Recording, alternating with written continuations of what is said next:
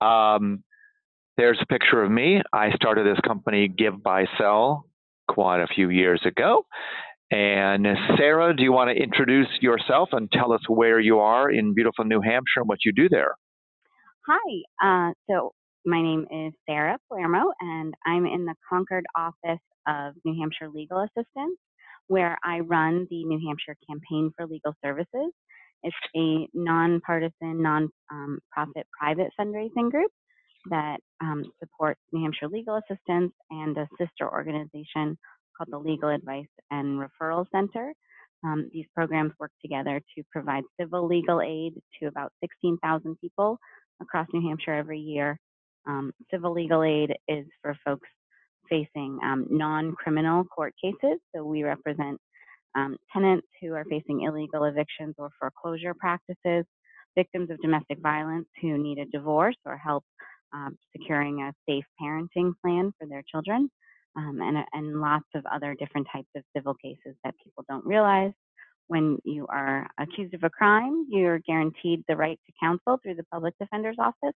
But in the civil courts, you have no right to counsel, and that's where private fundraising and legal aid come in to pick up the slack. Excellent introduction. Alex, Thank what you. about you? You're a New York guy. Tell us about yourself. Yeah, so I actually live in New Jersey, but the organization is based out of New York City.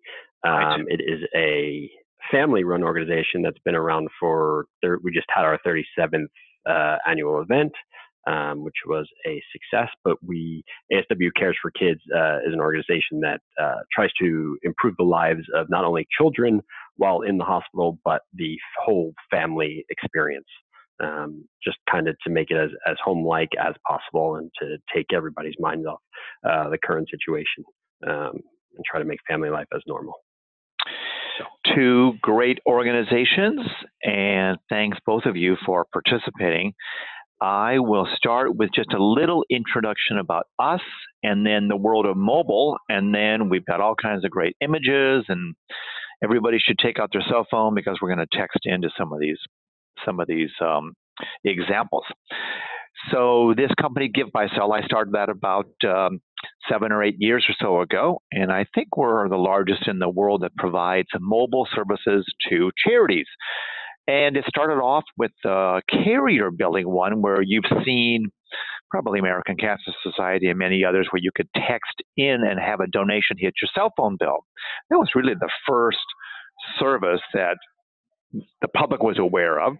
And then it's moved into using thermometers and screens, which Alex and Sarah will talk about, and pledging over the phone, clicking links, all kinds of other things you can do to engage with your audience. And so that's really what Give, Buy, Sell is all about, is provide you with all the technology you need to kick those kind of campaigns off.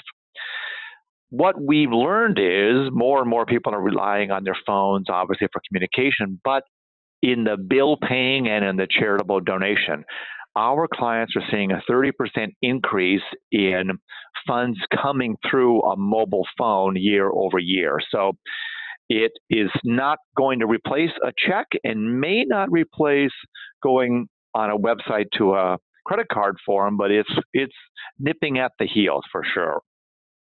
And I think we're going to hear from Sarah and Alex, but I think the beauty of the mobile is they can stand up in front of an audience, make an appeal. There's no pledge cards that have to be completed. A person can take out their phone, which really represents a pledge card or a website or a checkbook, and make a donation, make a pledge right on their phone when they're emotionally excited about it. So I think that has become such a creative way to use mobile. We've also seen that millennials are preferring to give online. So if you're trying to reach out to the millennial audience, that's one way to do it. We hear from our clients, nobody's carrying a checkbook, especially to some of these big events. Checking out through a credit card can take some time.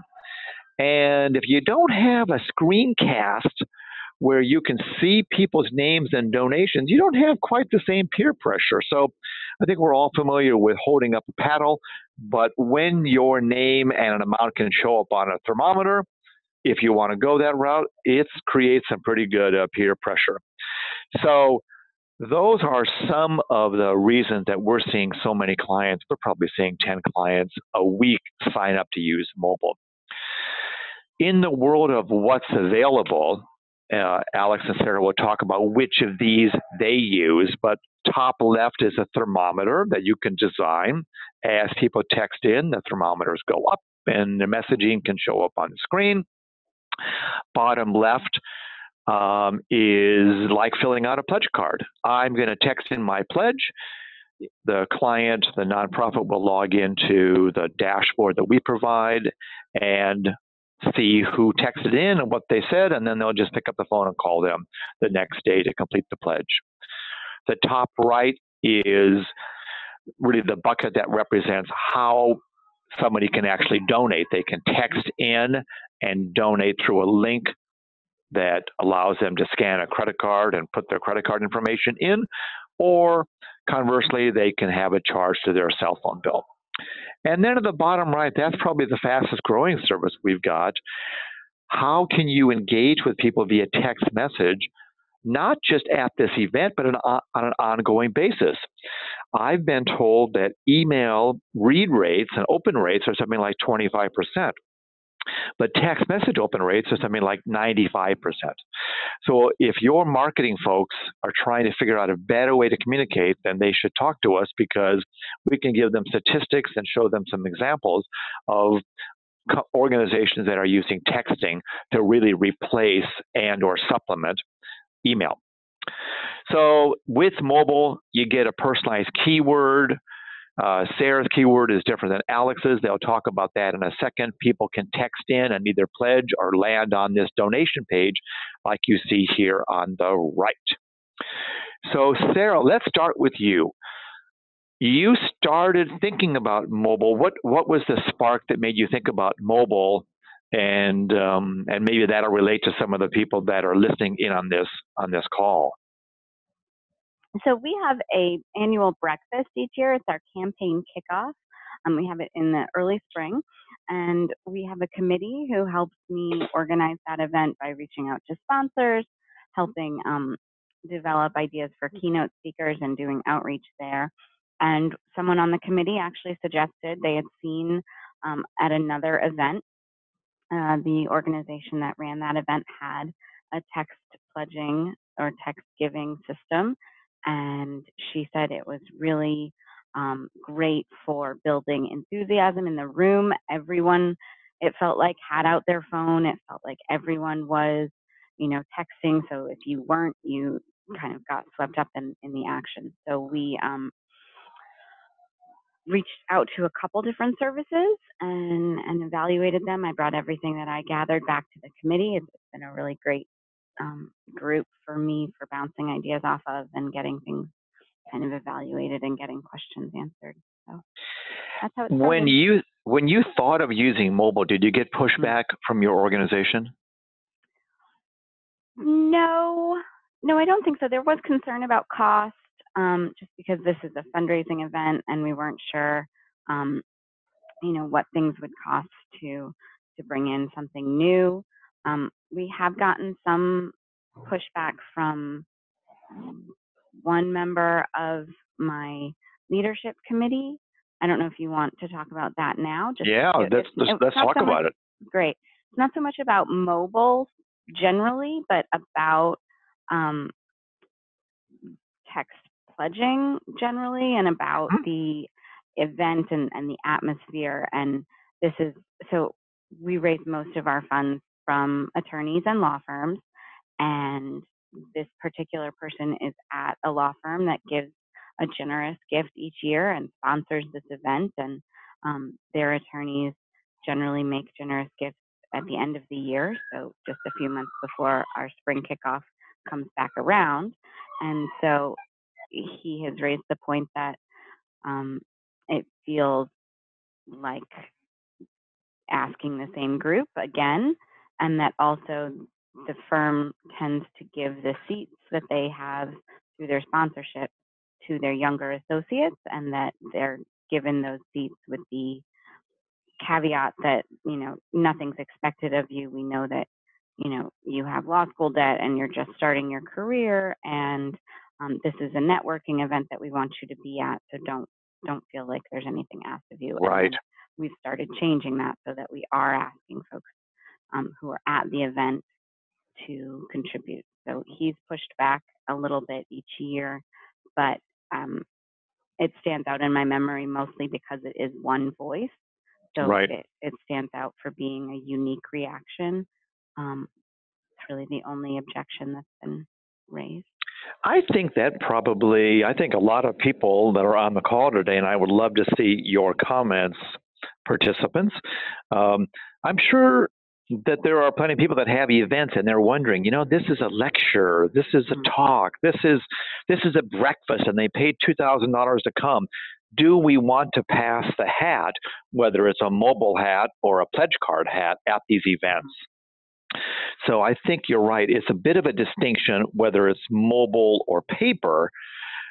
What we've found through our clients is there are an awful lot of people that get invited to these events that have not ever donated and feel really inspired. And maybe that young associate feels inspired, and if they want to donate $100, they probably would feel good about it. So I think that it's probably more of a minority, but I'd love to hear from some of the folks that are on the call to weigh in on that as well.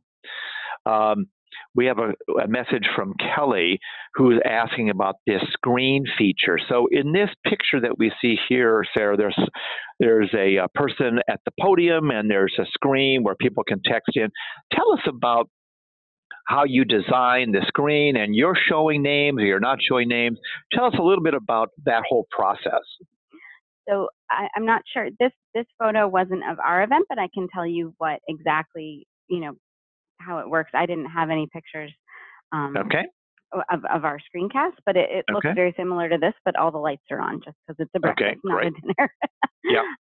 So for us, we have the thermometer, and it looks pretty much exactly like that, but we have it customized so that the entire background is white and the words are black, and it's people's names coming in and their pledges and the thermometer filling up. And the way that we've worked with the company, it's just pledges.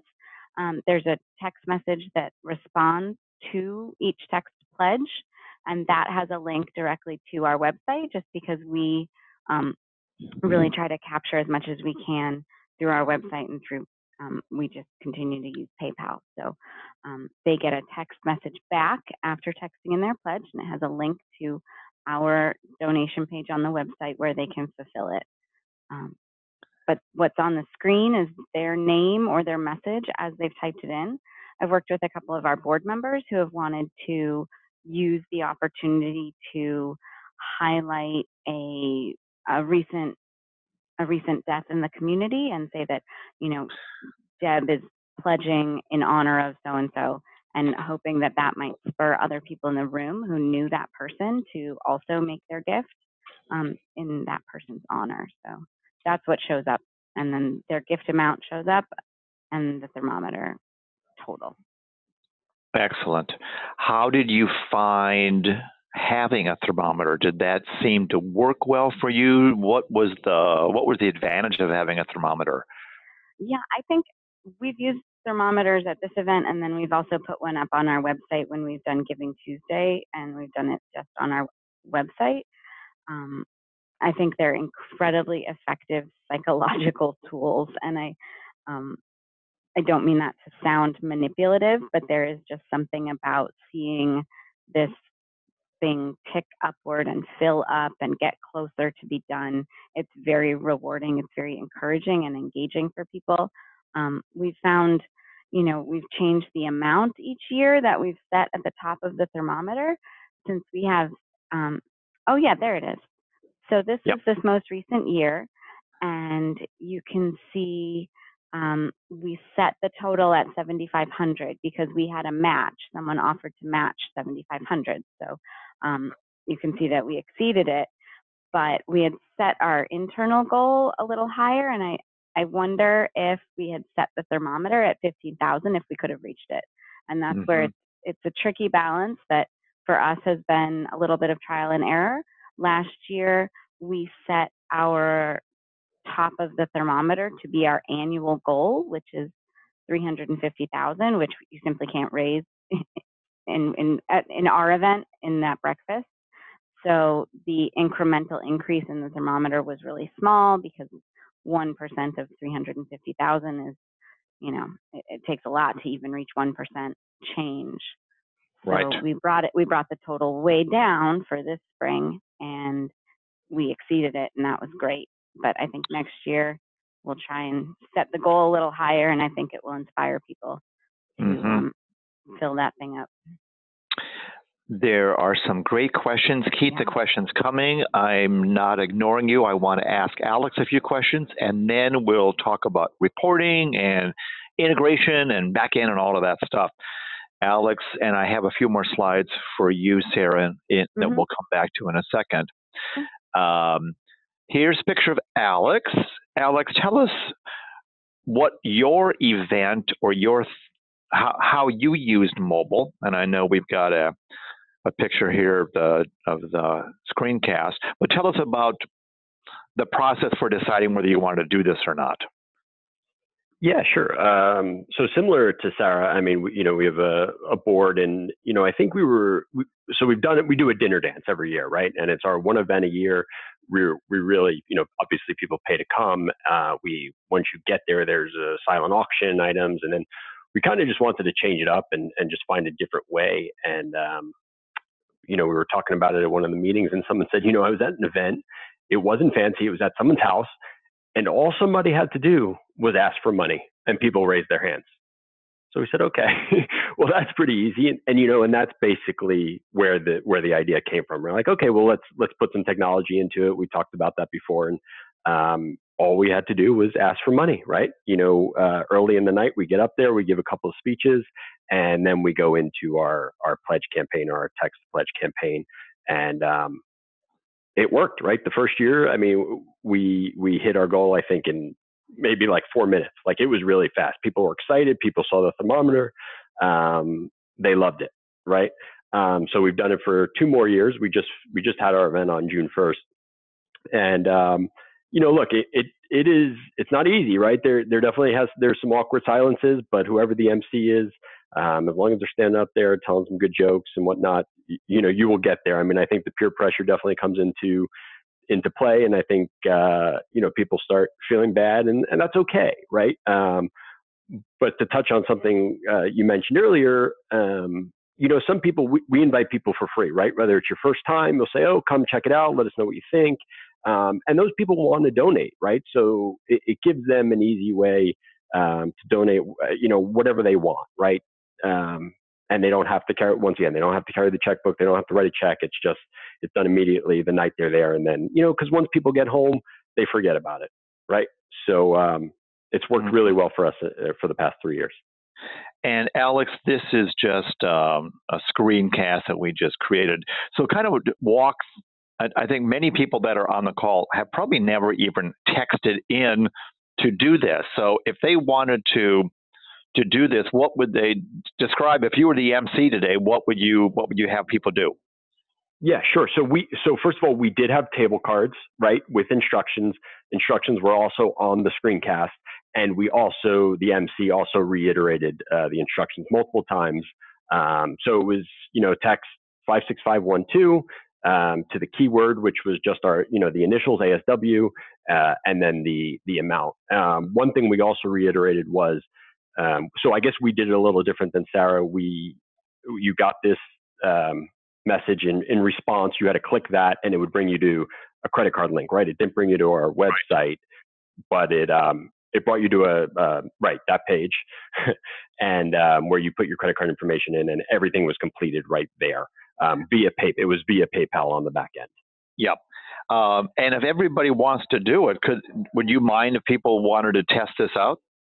No, please. That's fine. So everybody on the call, I'm going to write it in the chat window.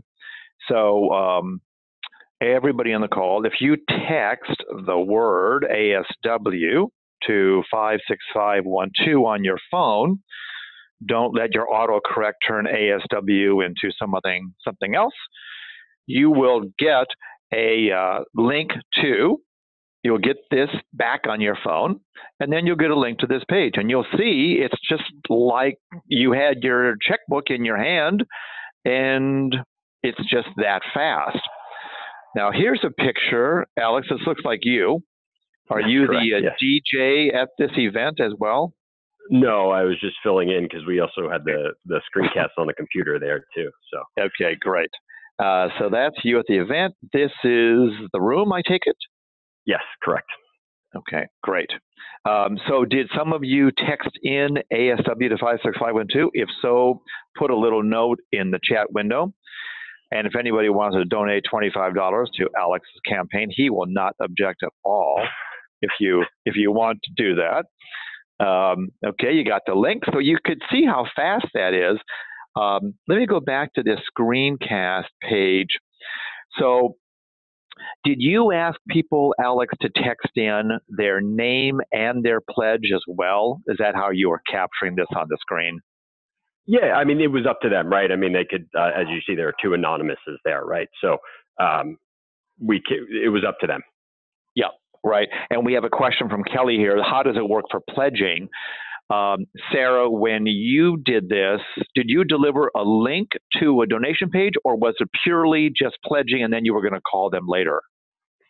The text message that they receive in response did have a link. It didn't go to, it looks like Alex's link that folks receive is a Give by Sell app page, yep. and ours it goes to our web page, and it goes, I'll send everyone, it goes straight to. So you're going to put it in the chat. Yeah. Okay. So when you text it into up in their phone. So when you text it into your keyword, you would get back a thanks, and here's how you can help. Click this link, and that goes to your site, which is just as good as what Alex did. It just delivers a person directly to an easy-to-use page. Alex, did you? There's been quite a few questions about actually completing the donation or just collecting pledges. Alex, how did you let people just make a pledge, or did you really want them to complete this page here? Yeah, so that's a great question, right? That's always the thing that I worry about, that we worry about. So when the MC is up there, we keep saying, once again, please make sure you complete your donation, right? Once you get that link back, you have to fill in your credit card information. If your credit card information isn't filled in, you have not completed your pledge. I will say this year was the best yet. I think maybe we had like 7 to 10 that did not complete the pledge, right? That was the day after. And then I automatically set up the reminders, to go out, 1 day or 2 days after the event. You use our automated reminder? Yes. Yep. So I don't think people are familiar with that, and it's something that we just introduced in the last 6 months. It's a very handy little feature. Describe what that does for those 7 people that didn't complete the donation. Yeah, so it depending on when you set it for, right? The next morning, 2 days after that, it will resend them the same thank you for your support. Please click this link to complete your donation. So, and then it's just the same link they received the night before, but they need to complete it this time. And and most people do it, right?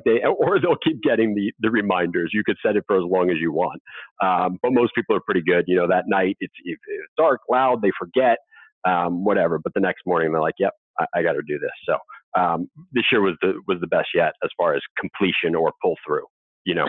Sarah, what did you experience with people completing the donation? Do you have a sense for what percent actually clicked the link and went to the page? I don't have a number in front of me. I know I usually pull one together for our board shortly after our event, but it's slipped my mind now, but it's high, and it's been high the 3 years that we've done this.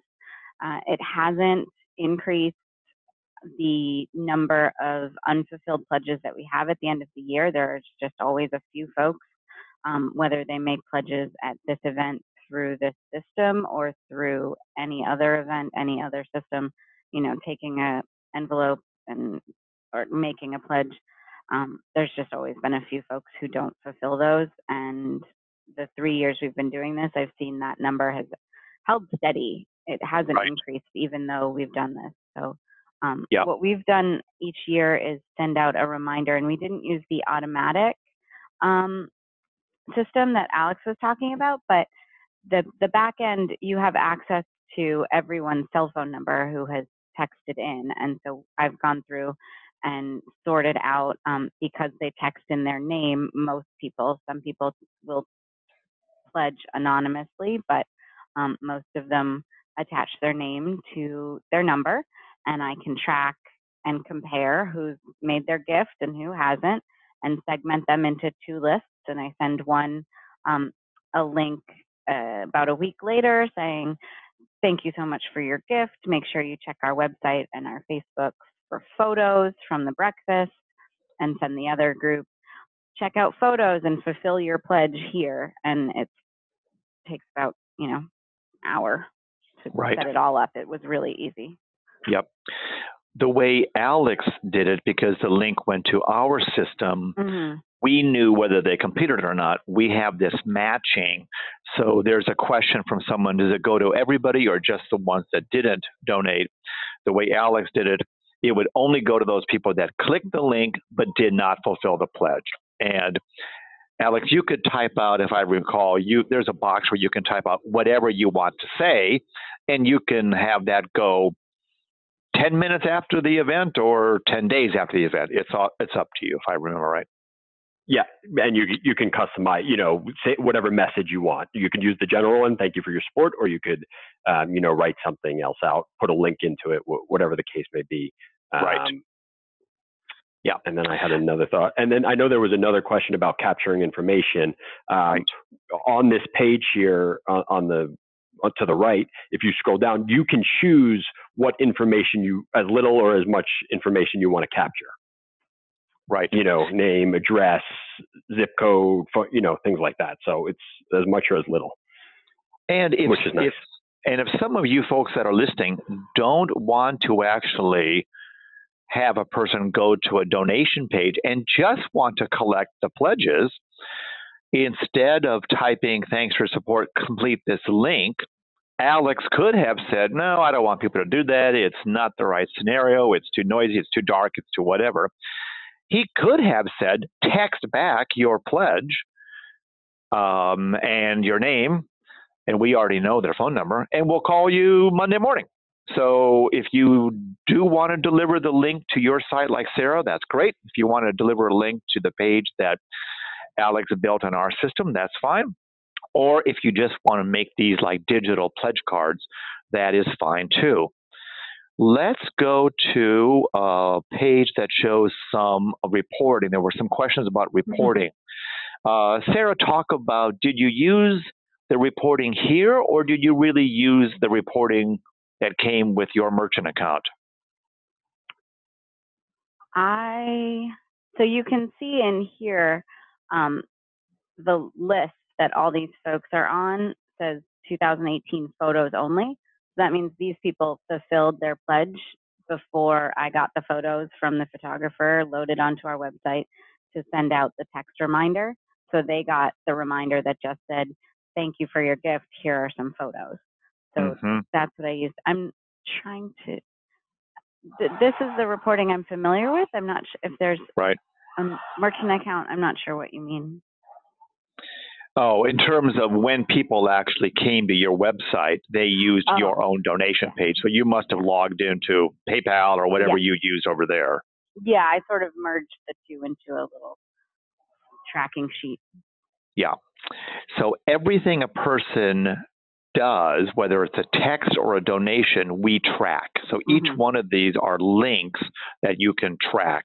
Alex, how did you use the dashboard and report? What were you kind of looking for? What kind of stats have you been looking for? Yeah, it was mostly to see kind of who did not complete their pledge, right? That was first and foremost.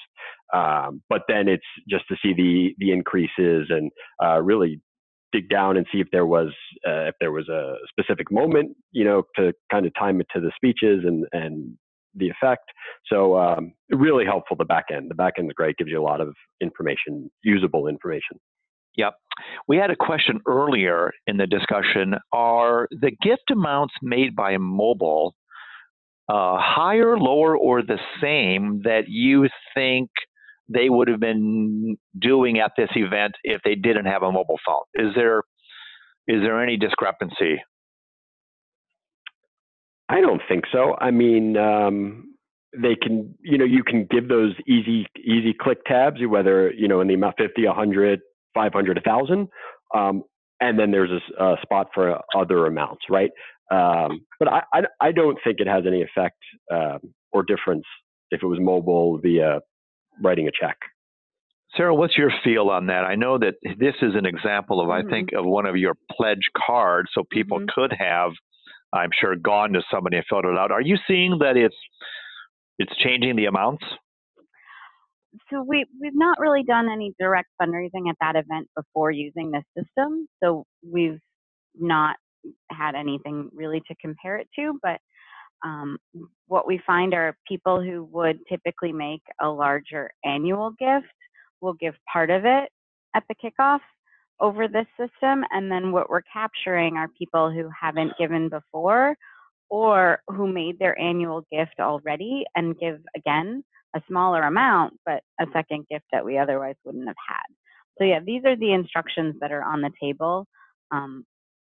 And we also have, just like Alex, the MC, walks people through it, doing it herself up on the stage, saying, you open this new text message, this is where you put the code. So we have had enough confusion that we needed to make sure we told people where to put a space and where not to. Yeah, right. Alex, an earlier question from Kelly asked about if somebody texts in, but they haven't yet fulfilled it because they forgot to click the link. Did your thermometer count that on the screen? So I'm sorry, repeat. If the question was if they texted in but did not complete a credit card information? That's right. So how did you set yours up? It shows it up on the screen, right? Yes. Yep. Right. Yep. And Alex, Alex didn't have to do it that way. He could have triggered it off of the actual donation when they completed the donation. So it's up to the charity to decide, do I want to show the initial text on the screen? Do I want to wait until? Most of our charities do it the way Alex did it because the fallout rate is not that high for people that are not going to fulfill the pledge. So I think, Alex, you probably did it the right way. And then, Dave, I wanted to touch the only difference in terms of texting to pledge or writing a checkbook, that question that just came up a little while ago, is this year we were like $400 away from our goal and someone pledged $400, right? So they could see the difference in that aspect. And maybe they did give more than they normally would have because they saw we only need 400 to get to the goal. So it worked in our favor in that way. Yeah. Had a question about the dashboard in the back end. I think we talked about it a little bit. There are lots of reports. There's a drop-down menu, so you can run probably 8 or 9 different reports based on time of day, fulfilled donations, unfulfilled donations, all of those kinds of things. There was a question about downloading this information and then pulling it into some CRM. Alex, was that something that you were concerned about? How to get this info into your CRM, or because you used PayPal as a merchant processor, it was already there and you didn't have to worry about it? Correct. Yeah. I didn't do anything else but use the back end on and how it integrates with PayPal Pro. So. And then in Sarah's case, the link actually brought her to her existing donation page. So there was no integration because people were making donations on that page. We integrate with about 6 or 7 different big processors, PayPal and Stripe and Authorize.net and Sage and First Data. And for clients like Sarah that want to have it go to their page, then that's great too. So there's no integration. Question about donations made via PayPal show up in the thermometer. Sure, if they use a credit card or if they use PayPal or Apple Pay, it all shows up on the credit card. On the screen. Let's see. How about some more questions? All right, here's one. Can people share that they made a gift via social media? There are social media buttons that can be added to the bottom of this page. I don't know, Alex, whether you use that or not. Maybe not, because it was kind of a small event. Do you have any comments about adding the ability to share? I know I'm about 99% sure that it's, as you said, it's an option, right, to put at the bottom of the page, but I have not had experience with that. Yeah. Sarah, same thing with you, probably. Mm-hmm. You didn't really promote that aspect because of the uniqueness of your event. But we have probably about 60-70% of our clients now are starting to use the mobile in social media. They're tweeting about it. It's on their Facebook page, where if you want to make a donation, you can text in ASW to 56512. So instead of these services being used just at one-time events, a lot of clients are putting the call to action on their business card, on their website, or even at smaller events. They're suggesting people do that. So I think in that case, you're going to probably get a lot more folks wanting to promote that they just donated, just like a crowdfunding campaign. Let's see. Any other, we're about our 30-minute mark, so I don't want to keep you folks too long. Any more questions that folks that are listening have for Alex and Sarah? Maybe as we're getting these in, we'll do kind of a wrap up. Sarah, what's your advice for people that are on the fence on whether they want to start to use mobile? What's your words of wisdom there? I think you're doing a good thing by doing your homework and taking, a webinar session like this and getting this chance to ask questions. Just keep doing that. And we found that the, cost of trying it out was not prohibitive for us at all. So if you do your homework and check around and find what works for you, I would try it. I think that there's very little downside, that you'll actually experience downside from it. I think fundraisers can get in our heads a little bit about how our donors and supporters will react to something a lot more than they do. And you've used this a few times now, if I remember right. Yeah, I think this was our third year. I was trying to remember if it was our second or third. But either way, it's been at least two. And having someone on stage walking everyone through the process, our crowd skews older, aside from those young associates at a few tables. So it was important to have someone up there saying, open the new text message in the to field type, because we did get a few people who would text in a pledge of $56,512, which was exciting. It's exciting. And somehow somehow it got through, but it's supposed to catch those. But I would try it. I really think that it's something that will be new for your event, which makes it something buzzworthy and something people will remember with excitement more likely than they will be put off by it. Right. Alex, anything you want to add to that, or words of wisdom from you about using mobile at some event or for fundraising in general? No, look, I think I like Sarah. I think there's no downside, right? I mean, it's the way the world is going. It's the direction fundraising is going. It was very helpful. It actually made our jobs a little easier, right? And I think our one concern was the same thing. There were older people in the crowd, but to alleviate that, we had people walking around the room assisting people if they needed it, right? So. And it worked well. So can I just jump in with one last thought? Please. Okay, so one thing we did learn the first year is that it's important to sort of give this part of your event enough room in the program to breathe and to be comfortable slowing down a little and making sure you've put in enough time for people to do their texting and then to see everyone's names. You don't want necessarily this going on while another part of your program is going on, because both will feel like they've been given short shrift on time and attention. So Right. getting a sense of how much time to give it in your program will be important as well. And do you have an MC that spurred things along and really helped people throughout this 10-minute window that you were promoting it? Yeah, we did. We had someone who basically brought her phone up on stage with her and walked everyone through it. Great.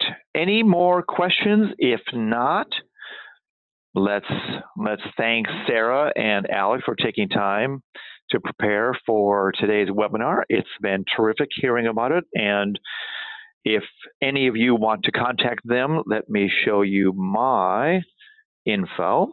Here is my email and phone number, and I can put you in touch with Alex or Sarah. But thank you, everyone, for your great comments. And Sarah, thanks, and Alex, thanks. You're welcome. All right, that concludes our webinar today, and we'll email everybody the PowerPoint as well as a link to the presentation probably tomorrow. Thanks very much. Have a great day. Bye. Bye.